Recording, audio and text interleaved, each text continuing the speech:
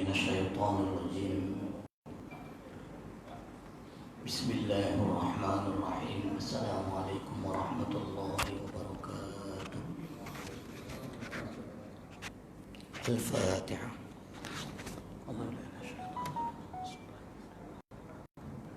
إياك نعبد وإياك نستعين اهدنا الصراط المستقيم صراط الذين أنعمت عليهم غير المغضوب عليهم ولا الضالين. الحمد لله وعلى نعم الله وعلى آله وصحبه ومن تبعه هدى ووالاه ولا حول ولا قوة إلا بالله. قال رب اشرح لي صدري ويسر لي أمري واحلل عقدة من لساني يفقهوا قولي. بسم الله. اللهم ربي يسر ولا تعسر، اللهم ربي تمم بالخير، ربي أدخلنا مدخل صدق وأخرجنا مخرج صدق واجعلنا من لدنك سلطانا نصيرا. أما بعد. Muslimin jamaah salat maghrib ahli Qaryah Surau An-Nur yang dirahmati Allah Subhanahu wa taala. Alhamdulillah, pertamanya dan yang kali pertamanya mari kita memanjatkan rasa puji dan syukur kita kehadirat Allah, dan mudah-mudahan salawat dan salamnya tetap terlimpahkan pada junjungan baginda Rasul Muhammad sallallahu alaihi wasallam yang telah mengajarkan kita semuanya dan menunjukkan jalan kebenaran kepada kita semuanya, minal dhalala ilal hidayah wa minal dhulumati ilan nur. Tuan-tuan, perkongsian kita pada pertemuan malam ini mungkin kira suruh ni hebat lah sikit ya. Kenapa hebat? Sebab 80% ni masih cuti lagi. Banyak jadwal kosong, kira hebat lah. Suruh hebat, saya 20 lah. Suruh banyak belum start lagi, masih tunggu keadaan semasa lagi. Tuh. Cuma berbagai macam jenis aturan yang ada dalam sejak tanggal 1 sampai ke hari ini ya, berkuliah. Adalah macam-macam punya aturan masing-masing, tetapi SOP-nya standar sama. Ada yang paling ketat anak pernah jumpa ni, wajib pakai mask, wajib bawa sejadah sendiri dan sejadahnya besar. Sejadah kecil tak pakai mask, halau balik. Ada, itu yang paling ketat. Standby seorang tu jaga kat luar tu. Tak ada itu tak boleh. Atau ustaz pun tak boleh. Itu dia tak kira siapa. Ada pula jenis cincai je, janji penuh suruh habis cerita. Tak ada 40 ke 400 ke janji penuh je. Tu gambarnya macam tu. Cuma ada yang apa yang anda sebut, jenis ada jemaah yang tak mau faham. Ada satu surau tu, tak sebutlah surau kat mana. Dan jaraknya macam ni kan. Ya. Ini kira okey lah, ada setengah surau, 01 isi 1, 01 ngam-ngam sejadah aja macam tu. Maknanya agak ni sikit lah, agak rapat sikit lah. Cuma selang sejadah aja lah. Isi kosong macam tu. Cuma ada satu surau tu, ada jemaah tu tak boleh ditegur. Dia nak juga menyelip. Pernah jemaah tegur, dia marah. Saya kata, Nabi suruh kita ni solat ni rapat-rapat. Ini semua undang-undang manusia atau manusia ni, apa kita nak ikut? Jemaah pun tak berani cakap. Kita Ustaz, tegurlah tu. Kita bukan suka-suka buat macam ni, dan ini namanya aturan demi kebaikan. Jadi ada buat tegur lah. Apa masalahnya wajib Ustaz? Kita kan sembahyang disuruh rapat. Kalau tak rapat tak payah sembahyang. Saya kata, pandai pula dari kata. Saya kata, Haji, kita disuruh macam ni bukan kita punya aturan. Ini yang namanya darurat. Dalam hadis kata ad-darurat tubihul mahzurat. Darurat ini boleh menghilangkan benda yang dilarang. Tuh, ini terpaksa kita buat aturan 0101, penjarakan dalam bahasa yang lainnya. Semua ada manfaat dia. Kita kalau tak ikut undang-undang manusia, ikut siapa? Undang-undang Allah lagi bagus. Kalau macam tu senang aja. Besok kalau Haji naik kereta, jangan ikut undang-undang manusia, langgar aja traffic light. Itu nak mampus, kata Ustaz. Tahu pula dia nak mampus masa menentukan. Tahu pula dia nak mampus. Kan pelik manusia ni. Engkau dah ikut undang-undang yang itu, kenapa yang dia tak ikut pula? Nampak tak?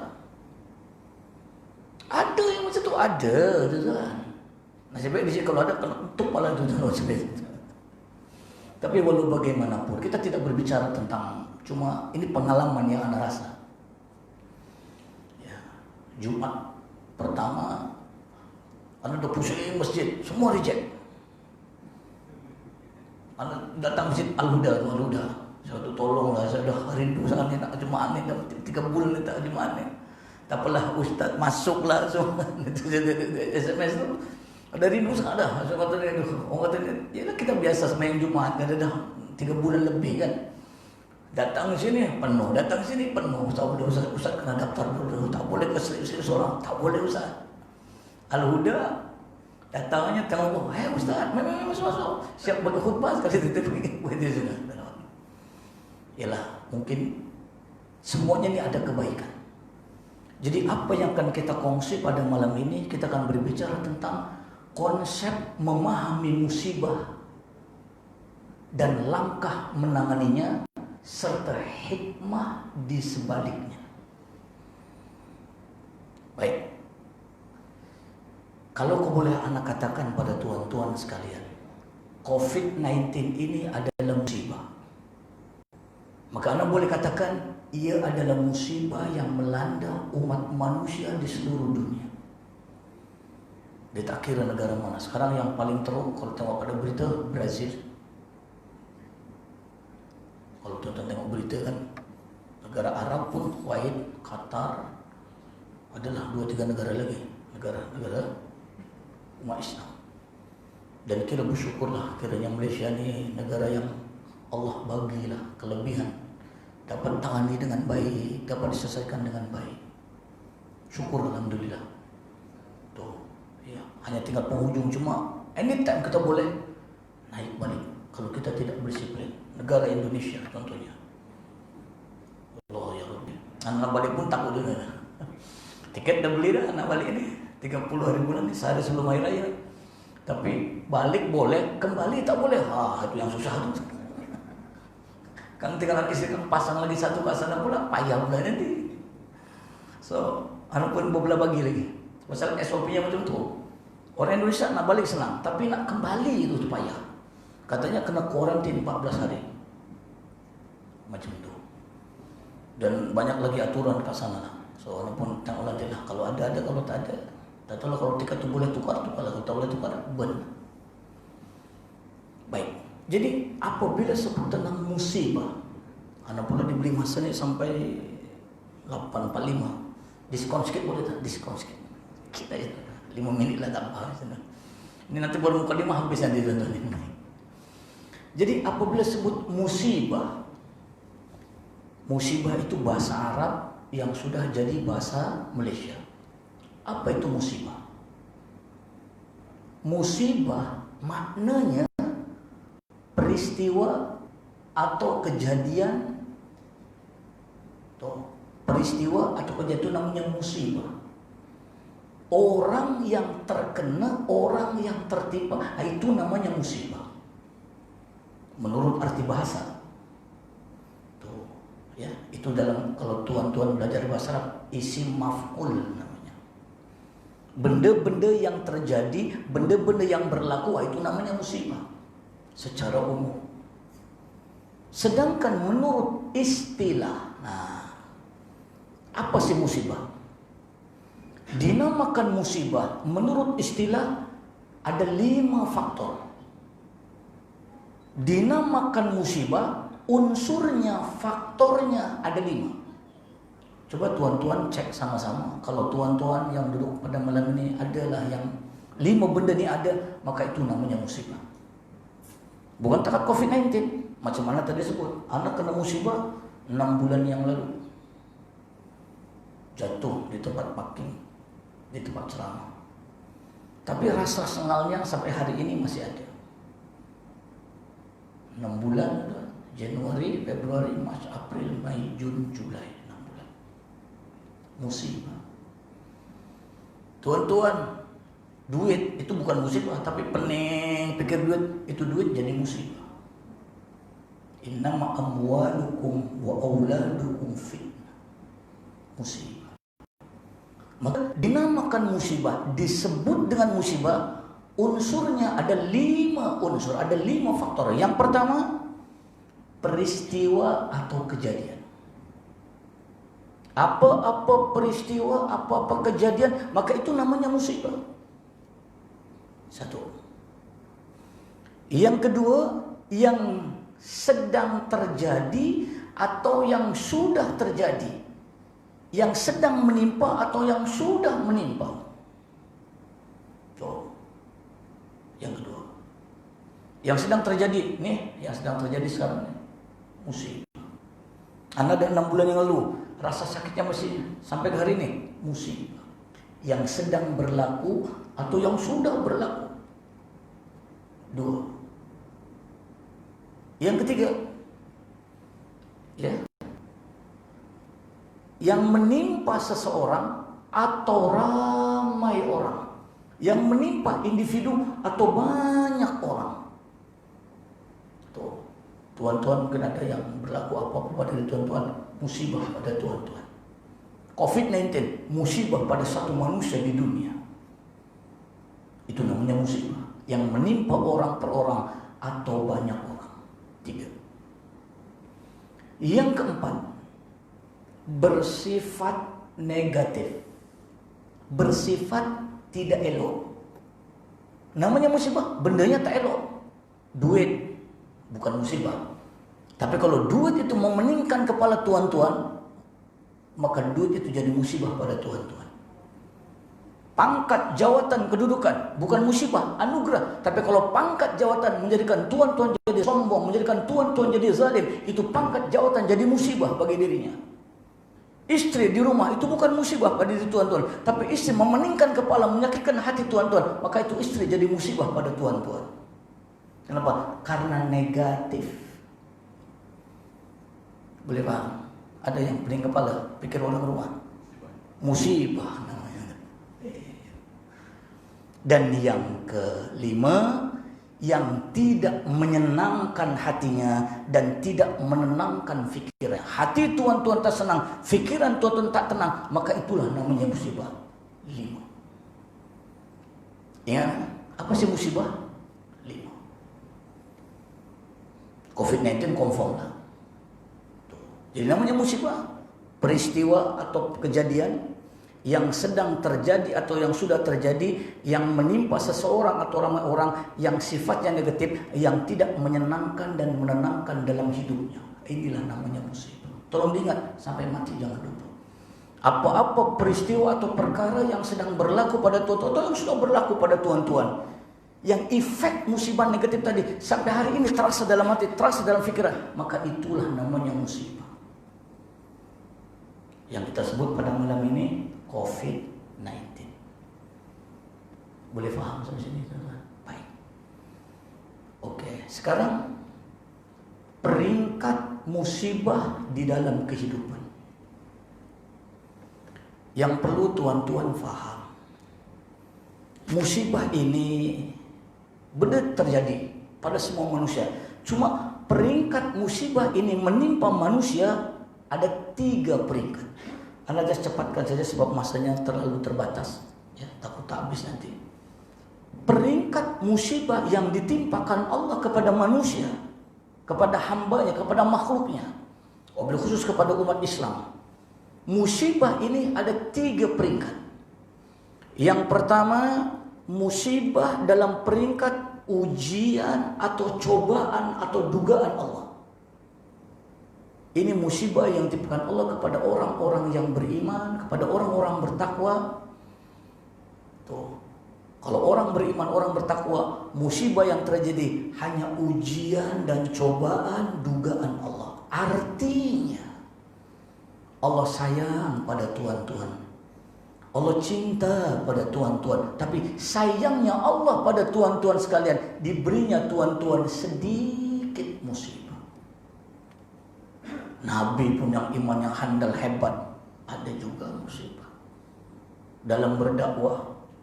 Tuan-tuan baca ada satu buku, Nabi sepanjang berdakwah 15 kali percobaan pembunuhan. Nampak tak nampak? Dalam 23 tahun, 13 Mekah, 10 Madinah, Nabi nak digagalkan dalam usaha dakwah 15 kali. Itu baru takat dilempang, dipukul, dibelasa, disiram kotoran. Nabi semua pernah rasa. Nampak? Gambaran macam itu. Tapi ujian Allah. Allah sayang pada kita, tapi bentuk sayang Allah diberinya kita sedikit musibah. Walanabluwannakum bisyai'in minal khaufi wal ju' wa naqsin minal amwali wal anfusi was samarat. Itu musibah yang disebut dalam Al-Quran Al-Baqarah 155. Yang pertama. Yang kedua, musibah yang ditimpakan Allah kepada manusia. Peringkat yang kedua, musibah dalam peringkat teguran atau amaran, peringatan Allah. Ini bagi orang-orang yang fasik, bagi orang-orang yang lalai, bagi orang-orang yang lalai. Orang-orang yang fasik, musibah yang datang kepadanya ya, adalah peringkat teguran dan amaran, warning Allah. Allah panggil, Haji, kembali ke pangkal jalan. Dah telajak tu, dah terbabas tu, jom balik ke jalan yang betul. Allah tegur kita, Allah ingatkan kita, masih elok lagi ditegur di dunia. Itu peringkat musibah yang kedua. Ulangi, musibah yang kedua, peringkatnya apa? Teguran atau amaran atau peringatan Allah. Yang tadi ujian atau cobaan Allah. Kalau yang pertama tadi, orang yang kenanya sudah steady, sudah ready, hanya ujian Allah. Tapi yang kedua nih, mungkin kita lalai, kita alpa, kita ya namanya manusia kan. Maka musibah itu peringatan Allah. Allah panggil kita, Allah ingatkan kita untuk kembali ke pangkal jalan. Dua. Dan yang ketiga, musibah yang menimpa manusia. Peringkat yang ketiga, musibah dalam peringkat bala atau azab seksa Allah kepada kita. Ini bagi orang-orang yang kafir, bagi orang-orang yang zalim. Kekafiran, kezaliman, kemunafikan, musibah yang datang adalah peringkat yang ketiga. Silakan tuan-tuan kita muhasabah diri. Agak-agak musibah yang menimpa COVID-19 umumnya atau musibah yang lain tengah berlaku pada diri tuan-tuan khususnya. Agak-agak dalam kacamata tuan-tuan sekalian, musibah yang mana tuan-tuan yang tahulah jawabannya. Secara individu per individu, musibah yang berlaku kepada umat manusia, umat Islam khususnya, tiga-tiga ada. Mungkin ada yang ujian Allah, mungkin ada yang teguran Allah, mungkin ada yang sudah hafal Allah. Secara orang per orang. Tetapi secara umumnya, secara generalnya,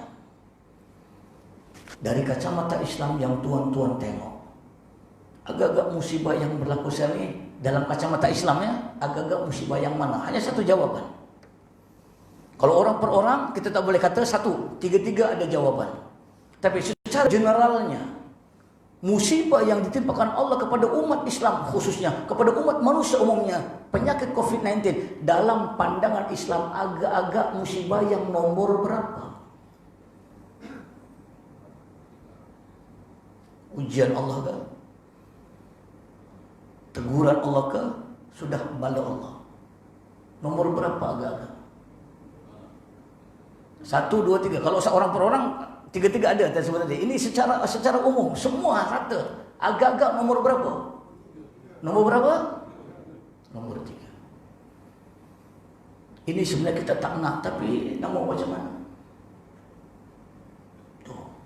Kenapa nak katakan nomor 3? Satu hadis saja anda sebut. Pernah anda sebut dulu. Di dalam hadis At-Tirmizi, hadis nomor 2136. Idza fa'alat ummati 15 khoslatan halat bihal bala minallah. Apabila umat aku, maknanya orang Islam, melakukan 15 perangai, 15 perkara. Halat bial, halalah, sahlah. Datangnya adalah bala. Nabi hanya bagi ingatan pada kita 14 abad tahun yang lalu. Kalau umat aku buat 15 perangai yang Islam larang, maka apabila datang sesuatu musibah, maka musibah itu sudah peringkat nomor 3. Sekarang betul kata apa yang Nabi sebut 14 abad yang lalu, sekarang kita rasa betul. Idza kana al-malu dualan. Apabila harta kekayaan hanya berlegar, berpusing pada golongan tertentu, hanya dimiliki pada orang-orang tertentu. Apabila kronisme dan nepotisme bermaharajalela. Ada kata benar macam itu? Ini cerita zaman Nabi. Zaman itu Nabi cakap tak ada. Nanti. Disebut nanti dah 14 abad dah Nabi cakap hadis ini. Apabila umat aku nanti melakukan 15 perangai, sah yang datang adalah bala. Maka apa yang terjadi? 15. Ada 350, tuan-tuan. Al sebut 15, yang bakinya tahun depan kita bincang nanti. Iya. Wal amanatu magnaman, apabila amanah, bukan parti amanah, bukan. Apabila amanah, apabila kekuasaan, apabila kepercayaan jadikan sumber mengaut kekayaan, apabila corruption bermahal oleh pemimpin-pemimpin yang memimpin kita, sah yang datang adalah bala. Ada kata ada. Kalau di Jawa semua depan mata belakang. Cuma kita tak sedar, kita tak rasa. Tetapi sedar atau sedar, apa yang mereka buat, kita yang kena sama-sama. Sebab apa? Tuan-tuan kena faham, bala kaum terdahulu dengan bala umat Islam akhir zaman tak sama. Di mana bezanya? Apa perbezaannya? Bala yang terdahulu dengan bala umat Nabi Muhammad ada 3 perbezaan. Tuan-tuan faham? Tuh. Di mana bezanya? Bala yang terdahulu dan bala umat Nabi Muhammad 3 saja. Yang pertama buta, nanti nak terangkan. Yang kedua rata. Yang ketiga serta merta. Buta, rata, serta merta. Ada 3 tak. Buta artinya apa? Bala umat Nabi Muhammad jadi tak kira siapa. Engkau alim ke, engkau ta'lim ke, engkau soleh ke, engkau jahat ke, engkau ibadah ke, tak ibadah ke, semua. Zaman dulu punya bala, engkau buat, engkau kena, engkau tak buat, garanti tak kena. Senang. Anda yakin orang dalam surga buat, tapi ingat rumusnya balanya umat Nabi Muhammad, tak kira engkau buat tak buat, memang buta balanya. Tuh, kalau bala itu masa zaman dulu sampai sekarang sama, relax kita. Apa nak takut? Kita tak buat apa. Kenapa kita kena beramar ma'ruf nahi munkar? Sebab inilah yang kita nak. Satu. Yang kedua, rata. Yang buahnya perangai sikit, yang kena banyak. Mungkin yang buat orang Putrajaya, contoh macam tu, contoh. Mungkin yang buat orang Kuala Lumpur, yang kena orang Shah Alam, yang kena orang Kelantan, orang Terengganu, yang tak langsung tak buat apa-apa, orang kampung yang tak tahu apa-apa. Tapi ingat, Allah timpakan bala kepada umat Muhammad rata. Ibarat pepatah Melayu, orang lain yang makan nangka kecempedak, ya, derian lah. Itu kuala pula. Orang lain makan durian, kita dapat baunya aja. Itu pepatah. Itu sebab ini rumus balanya umat Nabi Muhammad yang tuan-tuan wajib paham. Kita bukan menyibukkan orang, ustaz-ustaz menyibuk aja orang. Iyalah, engkau buat, aku kena. Kalau engkau buat, engkau kena, senang cerita. Jadi masalahnya, balanya umat Nabi Muhammad yang tuan-tuan perlu paham. Ini rumus dia. Buta, rata. Yang ketiga, serta merta. Allah timpakan bala kepada umat Nabi Muhammad anytime. Sedangkan bala Allah timpakan kepada umat yang terdahulu, Nabi Nuh contoh. Nabi Nuh akan ditimpakan banjir. 10 tahun banjir belum datang, Allah bagi tahu Nuh buat kapal. Di mana? Atas bukit. Tak ada laut, tak ada air. Buat kapal besar atas bukit. Kau yang kata apa? Nuh gila. Tapi Nuh kata, engkau jaga 10 tahun akan datang, lingkup kamu semua, lingkup dengan anak-anak sekali, Kanaan, kaum Ad, kaum Samud. Nampak? Sebelum datang Nabi Hud, Nabi Saleh keluar dari kampung ini, aku akan timpakan bala kepada kamu. Senang. Ada warning. Umat Nabi Muhammad tak ada. Engkau langgar tanda ini, engkau buat perang ini, sah yang datang bala anytime. Tolong paham tuan-tuan. Anda sebut bukan nak menyalahkan orang lain, bukan. Tapi tuan-tuan kena paham, ini rumus. Apabila umat Nabi Muhammad datang musibah, ya, balalah dan sebenarnya ini rumusnya 3. Buta, rata, serta merta. Yang kita takut, kita tak buat, kita pun kena sama. Tak begitu. Kena faham tuan-tuan. Baik. Itu rumus bala. Definasi, peringkat, rumusan. Baik. Sekarang bagaimanakah sikap menghadapi musibah di dalam kehidupan kita? Tuan-tuan, kita tak nak musibah ini datang. Jadi sebelum datangnya musibah, kita kena sedia. Dan bagaimanakah Islam mengajarkan pada tuan-tuan langkah dalam menghadapi musibah?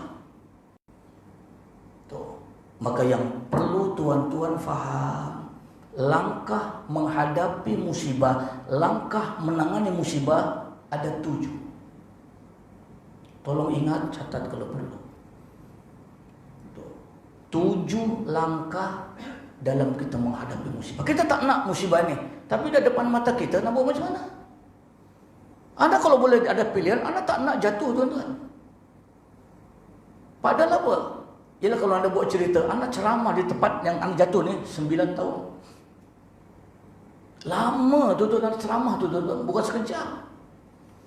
Tapi takdirnya Allah malam itu lupa. Yang di bawah tu ada lopak, dipijak juga tu lopak tuan-tuan. Dah tergolek. Apa sebabnya? Lupa. Padahal selama ini tak pernah lupa pun. Oh, betul lah. Tun kata Melayu mudah lupa. Oh, rupanya anak pun lupa juga. Nanti macam mana namanya orang lupa? Nak nyalakan ejek tak boleh. Kalau nak boleh nyalakan ejek boleh. Dah tahu tempat tu lopak, turap lah. Nunggu ustaz jatuh baru diturap. Oh, rupa-rupanya tunggu ustaz Syahbudin jatuh barulah diturap tu. Oh, itu hikmahnya rupanya tu. Jadi banyak. Jadi masa kata, bagaimana langkahnya apabila musibah tengah berlaku atau sedang berlaku? Maka Islam mengajarkan kepada tuan-tuan sekalian ada 7 langkah. Anak nasihat diri sendiri dan tuan-tuan yang hadir pada malam ini. Jika musibah datang pada diri tuan-tuan, keluarga tuan-tuan, jiran tetangga tuan-tuan, masyarakat dan umat Islam di negara kita dan di dunia pada umumnya, Islam sudah memberitahukan, nak tunjuk ajar pada kita langkah menghadapi musibah ada 7. Kalau ada, jom kita bincang sama-sama. Mudah-mudahan dapat meringankan dan dapat mengurangkan tekanan dan beban musibah dalam hidup kita. Kita tak nak benda ni, tapi kalau jadi juga nak buat macam mana? Maka kita kena siap sedia bagaimana langkahnya. Yang pertama, menghadapi musibah, langkah yang pertama adalah usaha agar ia jangan datang kepada kita. Usaha secara zahiriah, usaha secara luaran. Apa sebut COVID-19 contohnya? Apa usahanya? Penjarakan sosial. Apalagi pakai mask, sanitizer, tembak sendiri. Ini banyak yang bunuh diri tembak-tembak. Jangan salaman. Apa tujuannya? Usaha agar tidak berlaku. Macam tadi lah, jemaah tadi, ini usaha. Memanglah tak ada dalil, tak ada Quran, tak ada hadis mengatakan sembahyang kena jarang-jarang. Tapi kan ad-daruratu tubihul mahzurat, darurat ini boleh membolehkan benda yang patutnya dilarang, kan begitu. Tuh, ini namanya usaha. Satu, dah usaha dah? Dah Ustaz, semua buat Ustaz. Tuh. Cukup usaha? Tak. Ada 6 lagi yang di depan. Yang kedua, ikhtiar. Cari jalan yang terbaik. Ikhtiar ini usaha juga. Tapi ikhtiar ini kalau usaha tadi fisikal, namanya amal dalam bahasa Arabnya. Kalau ikhtiar usaha juga, tetapi ini dengan ini. Hati kena yakin, otak kena mampu. Yakin ke tak? Aku tak yakin lah kalau ni badan tak berwasiat ni dah tua ni, duduk kat rumah aja. Jangan datang. Ikhtiar. Semalam. Ana sejak PKPB sampai hari ini, ana pun tumpang di rumah mertua. Masa itu kan PKP kan tak boleh pergi mana-mana kan. Jadi PKPB ni bolehlah kita lah silaturahim lah. Di rumah mertua di Talim Jaya, Jalan Gasing. So datang lu, niat dia sehari 2 aja. Tapi rupa-rupanya dia pun seronok. Orang tua kan, umur 90-95. Bayar tun lah. Memang adik-beradik tun pun kan. So tun tua 6 bulan aja lah. Kalau tuan-tuan dah dengar, anak punya pak mertua Tan Sri Hanafiah Husin, pengasas tabung haji, pendiri Felda, Velcra, Fama, pengarah Sirim yang pertama, dan banyak lagi dia punya. Jasa orang tua tu banyak juga. So anak pun duduklah di sana. Niatnya sehari 2 aja masa itu. Saja nak ziarah silaturahim kan PKP kan mesti tak boleh datang. Betul-betul seronok, anak pintu solat, ceramah, kuliah maghrib, kuliah subuh sehari 2 kali sampai dah hari ini. Semalam, ini ceritanya semalam. Karena ada ceramah di tabung haji, kuliah Jumat di tabung haji Jalan Tun Razak. So, anak pun ajaklah Pak Mertua sebab dia pendiri kan. Ayah, jom ikut ni, besok ada kuliah di tabung haji. Di mana? Di Jalan Tun Razak. Kan ayah dulu pernah dekat situ aja. Ayah sehat tapi hati tak yakin lah. Tuh. Kenapa? Yalah orang tua kan, takut ada apa-apa pula. Saja mungkin datang saja lah, nak jumpa lah orang lama-lama kat situ kan. Dia kata tak yakin. Soalnya apa? Dia sehat badan, cuma tak ada keyakinan. Dia ada amal, tapi dia tak mampu ikhtiar. Maka jangan. Itu namanya ikhtiar. Hati yakin ke tak yakin? Otak mampu tambah. Kalau hati tak yakin, otak tak mampu, jangan. Maka dalam menangani musibah, kita kena ada usaha zahir dan ikhtiar batin. 2. Boleh faham tak maksudnya? Beza usaha dan ikhtiar. Contohnya macam tu. Gambarannya. Ikhtiar. Okey. Usaha sudah. Ikhtiar sudah. Belum cukup tuan-tuan. Maka langkah yang ketiga. Apabila kita menghadapi musibah, kita menangani musibah, langkah yang ketiga berdoa kepada Allah. Mohon kepada Allah agar jangan terjadi musibah ini pada diri kita. Tuan-tuan sudah usaha, tuan-tuan sudah ikhtiar, belum cukup. Ingat, apa yang kita usahakan, apa yang kita ikhtiarkan, ada yang maha segalanya. Yang maha inilah tuan-tuan kena minta dengan tuan-tuan angkat kedua tangan, mohon pada Allah agar jangan berlakunya musibah dalam hidup kita. Doa. Maka diajarkanlah doa, namanya doa tolak bala. Allahumma ya dafi'al bala, idfa' annal bala wal waba wal fahsya wal riba wal zina wal fitan wal mihan wasyada'id ma zahara minha wa ma batan. Allahumma inna na'udzubika minal baras wal junun wal juzam wa min sayyi'il asqam. Itu semua doa yang diajarkan untuk tolak bala agar dia jangan minta pada Allah.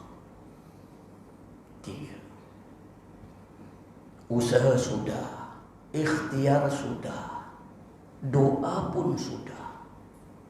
Maka langkah yang keempat, agar musibah ini tidak berlaku pada diri tuan-tuan sekalian, langkah yang keempat, tawakal. Setelah tuan-tuan buat langkah 1, 2, dan 3, maka langkah 4, serahkan semua urusan 1, 2, 3, kembalikan kepada Allah. Dengan apa? Dengan tawakal. Tuh, bahasa kitanya apa? Berserah diri. Usaha sudah, dah Ustaz. Ikhtiar dah cukup dah Ustaz, dah confident dah Ustaz. Doa, dah doa, dah macam-macam doa dibaca Ustaz. Maka yang keempat, serahkan semuanya. Ya Allah, saya sudah buat 1, 2, 3, tapi yang keempat hanya Engkau yang akan menentukan apa hasil yang akan terjadi. Tawakal. 4. Oke. Ya, dah serah. Sekarang kita dah tawakal. Yalah, harap-harap mudah-mudahan jangan sampai habis COVID-19. Jangan kita dah tawakal pada Tuhan. Tuh dah dibuat, dah ada buat ini.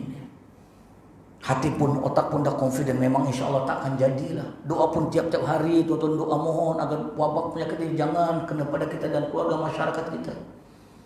Tapi kan ke depan kan kita tidak tahu. Dengan apa ketidaktahuan kita? Dengan tawakal, serahkan balik. Wa may yatawakkal 'ala Allah fahuwa hasbuh. Barang siapa yang bertawakal kepada Allah, nanti Allah cukupkan kita semuanya. Dah tak tahu apa tu. Macam mana sulit tuan? 4 bulan duduk di rumah duduk aja. Adalah sekali-sekali Zoom ke apa, Facebook itu je lah sekali-sekali. Nasib baiklah mertua tampungan datang ke sana sampailah hari ini tu. Kita bukan nak makan free tak. Ya memang anak tak, tapi anak segas, anak tak pernah seumur anak berkahwin tuan-tuan, 2 isteri, anak tak pernah duduk lebih dari seminggu dengan mertua tuan-tuan. Ini sampai 3 bulan duduk dengan mertua. Ya, tapi segan itu aja lah, segan kan. Memanglah mertua taklah suruh beli makanan semua. Cuma kita perasaan akan belilah apa yang patut dibeli. Suruh belilah, belanjalah apa semua kan. Bahkan dia kata, si Habudin duduklah di sini sampai ayah meninggal. Aduh, sebab pula. Anak dah sejak tanggal 1 tu menangis pula orang tu. Alah, kamu dah tak pimpin ayah sembahyang ke Allah. Anak pun jawab, memanglah saya nak pimpin ayah solat, tapi kan kerja saya kan kerja dakwah. Menangis orang tua tu tuan-tuan. Iya, dah umur 95 kan, dah tua. Tapi yang anak satu saja yang anak belajar dari bapak mertua tuan-tuan. Otak dia ni memang geliga betul tuan. Cemen ini, cemen itu. Iya. 95 tuan-tuan, pandu kereta okey lagi, main golf boleh lagi. Itu yang tak boleh follow lah. Punya makanan, punya disiplin tuan. Anak pun tak boleh tengok punya orang tu. Allah. Rupanya itu punya resepi panjang umur. Biji macam tu lah. Tuan 6 bulan ni. Biji yang umur tuan ni, bang tu muda sikit lah, muda 6 bulan dengan tu. Umur sama, tahun sama. Kawan pun sama sejak kecil kawan lagi. Dua orang yang, orang tu orang yang besar, yang kecil. Ada 2 kali pergi dulu kamu dia. Itu resep yang anak belajar 3 bulan. Duduk kat rumah tu, tengok cara hidup dia, cara pemakanan dia. Dia bilang, inilah cara ayah menjalani hidup. Dia beritahu dengan anak. Dan bebaskan fikiran, jangan tertekan, buat kerja lillahi ta'ala. Itu saja dia kata. Pasal dia tumbuh sana tumbuh sini, asal sana, dia tak ada boleh suruh kan, relax aja. Yang mana itu pasal kita hidup, jalan hidup macam tu. Itu dia kata resepi yang dia buat. Ya, anda yang tak boleh ikut makanan tu, dan kita main bedal semua tu, dia tak boleh. Makan sikit aja, sikit. Sayur dia banyak. Bangun tidur aja ada 16 jenis sayur tu, yang pembantu blender tu blender. Ada 16 jenis, tak tahu apa sayur, tanya pembantu. Itu yang dia tiap pagi dia minum. Berpuluh-puluh tahun dia minum. Itulah yang dia minum. Lepas tu makan sikit makan. Tuh. Kalau kau bekerja, jangan orang kacau. Tak kira kau meraung semua. Aku buat kerja. Kalau nak rehat, jangan ganggu. Aku nak rehat, jangan kacau. Itu begitu. Kita kan lebih kurang sudahlah, tahu deh. Nampak tak? Dari segi kedisiplinan tu. Tu ya mungkin plus minus lah. Bagi kita anak sendiri tak boleh. Ini sekadar isteri tak boleh lah. Gaya hidup ayah ni saya tak boleh ikut. Bukan tak boleh pasal apa ialah mungkin masing-masing kan. Kita makan yang jadi halalan thayyiban sedap makan ialah. Dia kata minyak-minyak memang dia pantang larang. Minyak-minyak ke yang gula-gula semua gula semua. Tu ada belajar 3 bulan duduk di rumah mertua ni sampai hari ini. Anak kalau balik ke sana. Tu gambarannya. Baik. Itu yang keempat. Betul, yang keempat. Okey. Sekarang yang berapa? 5. Saya tanya, sudah ngantuk ke belum? Belum ngantuk lagi. Yang kelima. Apakah sikap kita dalam menangani musibah? Langkah menangani musibah yang kelima, sabar dalam menghadapinya. Usaha sudah, ikhtiar batin sudah, doa sudah, tawakal sudah, tiba-tiba jadi juga, datang juga benda yang kita tak nak, yang kita tak mau. Maka langkah yang kelima, sabar. Kita hadapi dengan sabar. Tuan-tuan, kita tak nak COVID-19 ni tuan-tuan. Kalau boleh jujur, tak nak. Tapi dah datang juga, sabarlah. Nanti dulu, sabar dulu. Jangan nak laju je. Tu, alon-alon, waton, kelakon. Orang Jerman kata begitu. Pelan-pelan, sabar. Tak payah marah-marah, tak payah melenting-melenting. Nak marah buat apa? Dan memang macam ni tuan-tuan, sabar. Bahkan tuan-tuan kena ingat, separuh iman kita letaknya ada pada sabar. As-sabru nisful iman, as-sabru syatrul iman. Sabar itu setengahnya iman, sabar itu separuhnya iman. Iman tuan-tuan letaknya ada pada akhlak sabar tuan-tuan. Oleh karena itu Al-Imam Al-Ghazali mengkategorikan sabar ini ada 10 jenis. Tapi yang dibincang nanti panjang lagi tuan-tuan. Satu di antaranya sabar ketika kita menghadapi musibah yang tengah berlaku, kita sabar. Insya Allah tidak membawa. Kalau tuan-tuan ada sabar menghadapinya, macam tadi anda sebut. Anda sabar apa? Anda jual cherry tuan-tuan. Tak ada kerja, apa kerja? Kawan dari Uzbek telefon, Ustaz, ada apa-apa kau boleh tolong? Saya kata apa? Ialah kita pelancongan tak ada, income tak ada, pekerja ramai. Saya kata, bawalah apa-apa yang boleh bawa ke Malaysia. Apa? Buah-buahan. Bawalah buah-buahan. Jual cherry.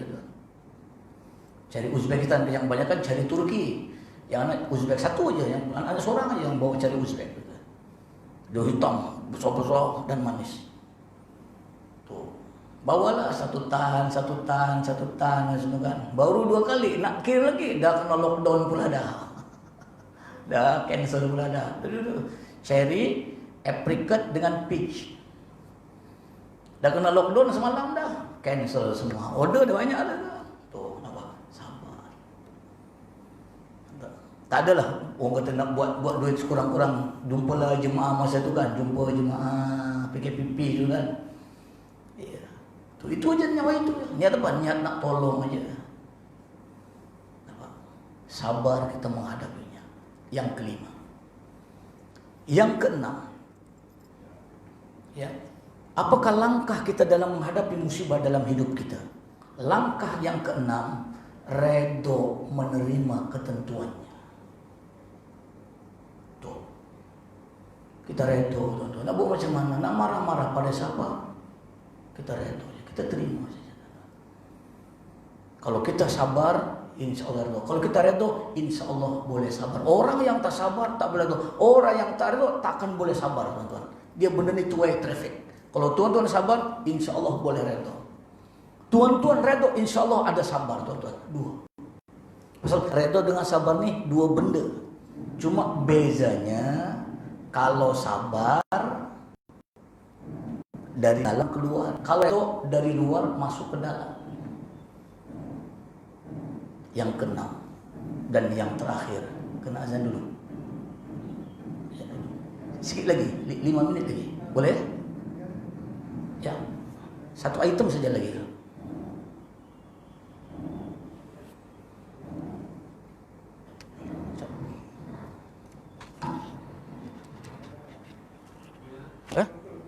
Oh, oke. Baik, saya habiskan dulu ya. Dan yang ketujuh, langkah menghadapi musibah yang tuan-tuan wajib faham. Langkah yang ketujuh, syukuri nikmat yang masih tersisa. Syukuri nikmat yang masih ada. Anak sendiri contoh tuan-tuan, kaki ini. Anak kena musibah, kaki jatuh, ligamen koyak. Itu sampai sekarang masih belum sempurna lagi. Tapi syukur yang kena kaki. Kaki kiri. Coba kalau yang kena kaki kanan, tak boleh pandu. Syukur yang kena kaki. Coba kalau kena kepala, telanggor bodi kereta, hilang nombor, tak keluar nombor. Nasib baiklah nombor ada lagi gitu.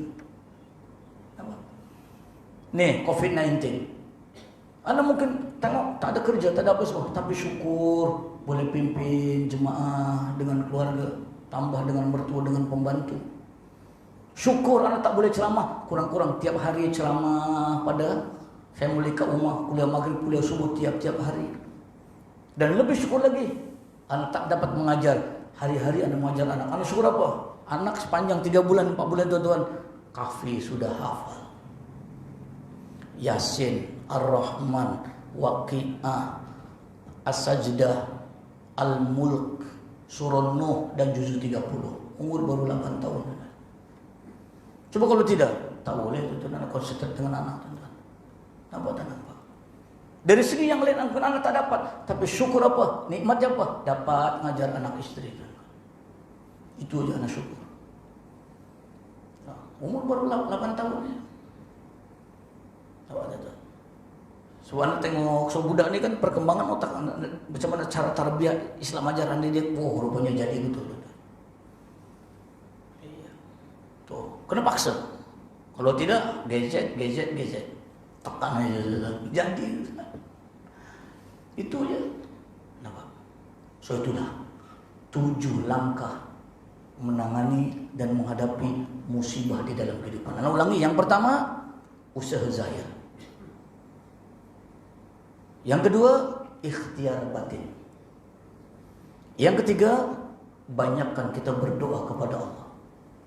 Yang keempat, serahkan semua urusan hanya kepada Allah. Yang kelima, jika jadi benda yang tadi inginkan. Yang kelima, sabar dalam menghadapinya. Yang keenam, redha menerima ini ketentuan Allah. Dan yang ketujuh, syukuri masih ada nikmat yang belum hilang, masih ada nikmat yang masih ada, yang kita kena syukur dalam hidup. Kalau tuan-tuan paham 7 benda ini, insya Allah seberat apapun musibah, sebesar apapun musibah, tuan-tuan akan ringan membawanya, akan kecil rasanya menghadapi musibah ini, tuan-tuan. Tapi kalau tuan-tuan tidak mampu menangani musibah dengan 7 langkah, mungkin kecil musibah ini, mungkin ringan musibah, tapi tuan-tuan rasa membawanya berat dan besar rasanya dalam menghadapinya. Kenapa?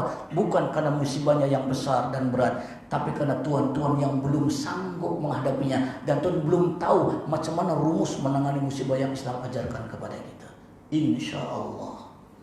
Anda bukan mengajar malam ini pada tuan-tuan, Anda hanya berkongsi ilmu dengan tuan-tuan. Inilah apa yang Anda hadapi sekarang. Langkah ini yang Anda ingat sampai ke hari ini. Dan malam ini Anda hanya sekadar berkongsi dengan tuan-tuan. Mari. Setiap orang pasti akan ada musibah yang menimpa.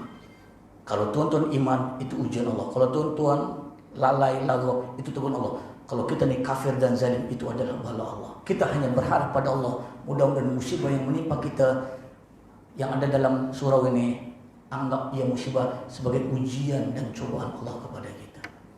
Jadi ini langkah. Jadi tuan-tuan, itu saya dulu. Sebenarnya ada lagi satu tajuk, hikmah di sebalik musibah. Ada 21 hikmah. Kenapa COVID-19 ini berlaku? Apa hikmahnya pada kita? Ada 21 pengajaran. Kenapa Allah datangkan penyakit sakit yang tak nampak mata, tapi ditakuti orang satu dunia. Ada 21 pengajaran. Insya Allah kalau ada lagi masa yang lain, insya Allah kita akan sambung. Ini belum habis lagi. Tadi definisi musibah, peringkat musibah, cara menangani musibah. Hikmahnya apa? Insya Allah kita akan sambung akan datang. Jadi tuan-tuan, itu saja dulu perkongsian kita malam ini. Mungkin tidak puas rasanya kalau Anda tidak memberikan sedikit 1 menit. Mungkin ada soalan, ada pertanyaan, dipersilakan. Ada soalan? Boleh paham? Itu takut tak ada soalnya, mungkin paham semua, mungkin tak paham semua. Ustaz, COVID. Tak lama-lama Ustaz. Baik, so kalau tidak ada soalan itu sajalah tuan-tuan. Mari hadapilah musibah yang ada ini dengan kesabaran. Terima ini adalah ketentuan Allah kepada kita. Dan syukurilah nikmat yang masih ada di dalam rumah tuan-tuan atau pada diri tuan-tuan. Agar kita jangan kufur nikmat hanya dengan sedikit musibah yang ditimpakan Allah kepada kita. Allahu a'lam. Al-Fatihah.